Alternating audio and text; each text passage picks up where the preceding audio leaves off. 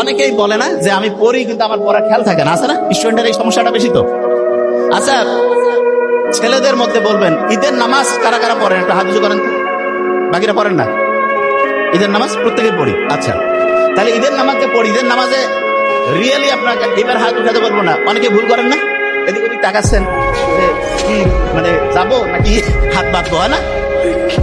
100% হয়। কিন্তু যখন আমি এই যে 5 ওয়াক্ত নামাজ পড়ি, এটাতে কি হয়? প্রশ্নই আসে না। কারণটা কি? কারণটা হচ্ছে, আপনি এখন বলতে পারেন যে ভাই আমরা তো ওই ঈদের নামাজ মাত্র সেরকম পড়ি নাই। আপনি হিসাব করে দেখেন, প্রত্যেক বছরে 2 বার করে আপনি ঈদের নামাজ পড়েন।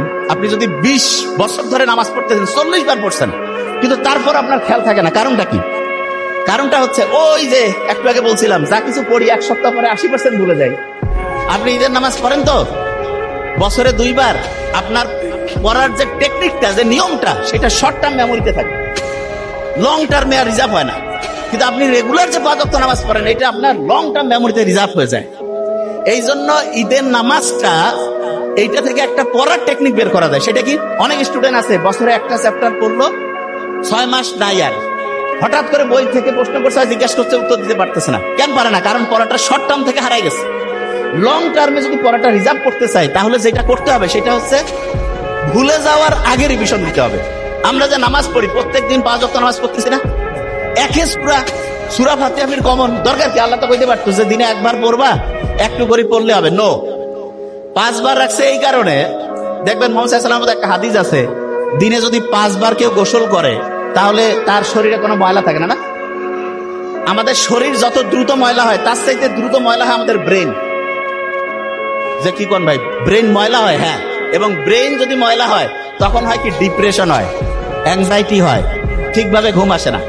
তা ব্রেনটা পরিষ্কার করার জন্য প্রত্যেকদিন 5 বার গোসল করার চাইতে উপকারী জিনিস নামাজের ব্যবস্থা আল্লাহ করেছে। তার মানে নামাজ এটা ব্রেন পরিষ্কারের একটা সেরা বুদ্ধি। কিভাবে পরিষ্কার হয়? ওই যে বিজ্ঞানীরা দেখছে, নোবেল বিজ্ঞানীরা, যে সবচাইতে ভালো কোনটা? যে শুকরিয়া যদি থাকে, আপনি যখন নামাজে দাঁড়ান, তখন যদি এই শুকরিয়াটা থাকে আপনার মধ্যে, যে আমি যা কিছু করছি, যে অবস্থায় আমি আছি, আল্লাহর কাছে আমি শুকরিয়া, আল্লাহ আমাকে তুমি ভালো রাখছো, অটোমেটেড দেখবেন যে আপনার মনের যে দুশ্চিন্তা, মনের মধ্যে যে খারাপ অবস্থা, এটা আল্লাহর রহমতে নাই হয়ে গেছে। দেখুন, বিভিন্ন সময় অনেক লোক আছে না, এই যে রোজার সময় রোজা রাখে অনেক সময়, আবার অনেকে বছরে 2 দিন করে প্রতি সপ্তাহে সপ্তাহে রাখে। বিজ্ঞানীরা দেখতেছে আমাদের শরীরের যে ফাইটিং সিস্টেম আছে না, রোগ প্রতিরোধ ব্যবস্থা, এইটা ওই যে গাড়ি ওয়ার্কশপে গিয়ে পরিষ্কার করে না, এরকম আমাদের রোগ প্রতিরোধ ব্যবস্থাটা পরিষ্কার করার জন্য যতগুলো সিস্টেম আছে, তার মধ্যে নাম্বার 1 হচ্ছে রোজা রাখা। তা আল্লাহ যে বলছে যে রোজা তোমার জন্য ফরজ করছি, আর এটার যে কল্যাণ, এটা যদি তুমি বুঝতা। বিজ্ঞানীরা এখন দেখতেছে না, প্রত্যেক দিন আমাদের রোজা রাখতেছি, প্রত্যেক মাসে যে এরকম করে এক্সট্রা যদি রোজা রাখি, তাহলে আমাদের শরীরটা ক্লিন হয়ে যায়। তা এই জিনিসগুলো আমি এই কারণে বললাম যে আপনি ইসলামের সাথে যদি থাকেন, তাহলে আপনি সবচাইতে বেশি উপরের দিকে যাবেন, সবচেয়ে বেশি সেরা হবেন। ওই যে সিটির কথা, খেয়াল আছে? খেলা রয়ে গেছে, পেটের মধ্যে খিদা লাগছে, আমি বুঝতে পারছি। একটা জিনিস আগে ক্লিয়ার করে দিই, ওই যে বক্সের মধ্যে যে 2টা সিটি পাইছিল, খেলারাই ফেলছেন এখনই, দেখছেন ব্রেন সব ধ্বংস হয়ে যাচ্ছে। এটা কেমন কথা? ওই সিটির মধ্যে প্রথম সিটিতে তো বলছে কত টাকা পয়সা লাগবে, সব ছিল। দ্বিতীয় যে সিটি, সেখানে কয়েকটা বুদ্ধি দেওয়া ছিল, অবাক হয়ে যাবেন। প্রথম বুদ্ধিটা ছিল, তুমি যে অবস্থায় আছো হাসি খুশি থাকো। দেখেন তো, তুমি যে অবস্থায় আছো হাসি খুশি থাকো, এটা প্রথম অ্যাডভাইস দিয়ে রাখছে। ও আচ্ছা, এটা বোধহয় অনেকের মাথায় আসে নাই যে ভাই ওই বক্সটা আসলো কোথার থেকে?